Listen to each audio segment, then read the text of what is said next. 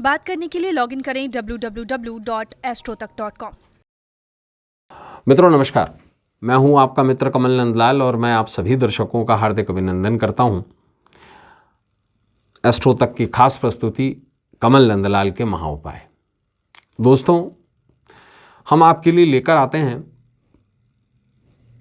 बहुत ही खास और विशेष कुछ ऐसे टोटके, कुछ ऐसे उपाय जो आपके जीवन को कुछ सरलता प्रदान करते हैं। आज जिस विषय पर हम बात करने जा रहे हैं वो बड़ा खास है, प्रेम से जुड़ा हुआ विषय है। प्रेम जीवन को सफल बनाने का अचूक टोटका। जी हाँ, देखिए आजकल अमूमन विवाह अब तो छोटे शहरों में भी और मेट्रोज में तो काफ़ी लंबे अरसे से प्रेम को बहुत महत्वता दी जा रही है। एक उसका सबसे बड़ा कारण ये भी है कि पाश्चात्य सभ्यता है। देखिए, प्रेम करना कोई अपराध नहीं है, ना ही संस्कृति के विरुद्ध है। और हमारी सनातन संस्कृति में पहला प्रेम विवाह भगवान शंकर का सती से हुआ था। और शंकर पार्वती की जो जोड़ी है वो 108 जन्मों के लिए हम सबके सामने उदाहरण है। और राधा कृष्ण तो बाद में आते हैं, लेकिन आप खुद एक सोचिए कि एक स्त्री और पुरुष के बीच में प्रेम की हद क्या होती है। तो हद है महादेव और शक्ति। जो महादेव अपने गले में 108 नरमुंडों की माला पहनते हैं, वो मूलतः जो माला है वो 108 पार्वती के नरमुंड हैं, शक्ति के नरमुंड हैं। हर जन्म में देवी ने, आद्याशक्ति ने भगवान शंकर को ही अपना वर चुना। इसके पीछे मूलभूत कारण सिर्फ दैहिक प्रेम नहीं है, आत्मिक प्रेम भी है। क्योंकि प्रेम जो है वो सर्व जगत में है, संपूर्ण ब्रह्मांड में है। यही प्रेम कृष्ण और राधा के बीच में था। देखिए, प्रेम है क्या? प्रेम एक अनुभूति है, एक लेवल ऑफ कमिटमेंट है जो एक पुरुष और एक स्त्री आपस में करते हैं।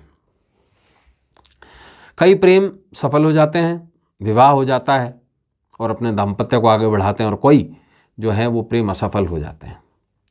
लेकिन असफलता क्यों मिलती है प्रेम में, हम उसके बारे में थोड़ा सा जानेंगे। वैसे तो ज्योतिष बहुत कुछ कहता है प्रेम के बारे में, और प्रेम विवाह में दिक्कतें बहुत आती हैं, जाति, अंतरजाति, कभी कभी धर्म से भी संबंधित। प्रेम विवाह में कभी लड़के के माता पिता तो कभी लड़की के माता पिता शादी को तैयार नहीं होते और फिर समाज में बीच आकर अड़चने डालता है। कभी जात पात को लेकर तो कभी अमीरी गरीबी को मर्यादा के नाम पर विवाह की स्वीकृति नहीं मिलती। हालांकि आजकल बदलाव आ गया है, लेकिन हर व्यक्ति ये जरूर चाहता है कि उसका जो लाइफ पार्टनर हो वो उसके अनुरूप हो। हम आपको कुछ एक विशेष चीज़ें बताने जा रहे हैं, कुछ ऐसे खास उपाय और संयोग बताने जा रहे हैं जिनको आजमाने से प्रेम से संबंधित जितनी भी समस्याएं हैं वो खत्म हो जाती हैं। देखिए, वो लोग जो प्रेम में सफलता पाना चाहते हैं, सबसे पहले तो उनके लिए मैं एक विशेष चीज़ बताना चाहता हूँ। एक आम सा जेमस्टोन आता है। वैसे मैं जेमस्टोन की सलाह नहीं देता, लेकिन वो लोग जो प्रेम में सफलता पाना चाहते हैं उनके लिए एक विशेष रत्न आता है, जिसे कहते हैं लव क्वार्ट्ज, और उसे पिंक क्वार्ट्ज भी कहा जाता है। गुलाबी रंग का सेमी ट्रांसलूसेंट एक पत्थर होता है। तो उसे अगर पहना जाए तो निश्चित रूप से प्रेम जीवन बेहतर हो जाता है। अब वो क्यों हो जाता है, उसके पीछे कुछ कारण है। ये इस पत्थर का जो संबंध है वो ज्योतिष के अनुसार पंचम भाव से भी और सप्तम भाव से भी है। पांचवें भाव का जो कालपुरुष सिद्धांत के अनुसार जो स्वामी है वो सूर्य है, और 7वें भाव का कालपुरुष के अनुसार जो नैसर्गिक स्वामी है वो शुक्र है। और जब ऐसे योग बनते हैं, जब 5वें भाव का स्वामी अष्टम से 12वें से संबंध बनाता है या 7वें से संबंध बनाता है, तो प्रेम विवाह के योग बनते हैं और इच्छा आपकी पूरी होती है। तो ये जो पत्थर है, जिस गुलाबी पत्थर का मैंने आपको नाम बताया था, पिंक क्वार्ट्ज या लव क्वार्ट्ज, ये बेसिकली इन दोनों भावों की सक्रियता को बढ़ा देता है। देखिए, कन्या को बेसिकली, अगर कोई कन्या प्रेम विवाह करना चाहती है तो वो अपने हाथ में हमेशा हरी चूड़ियां धारण करे और गुरुवार के दिन पीले वस्त्र पहने। ये आम है चीज़ें। अब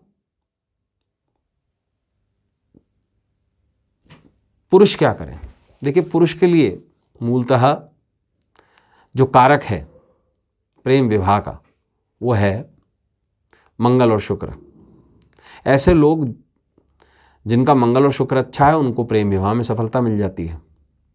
तो पुरुष जो हैं वो मूलतः इत्र का प्रयोग करें। किस इत्र का?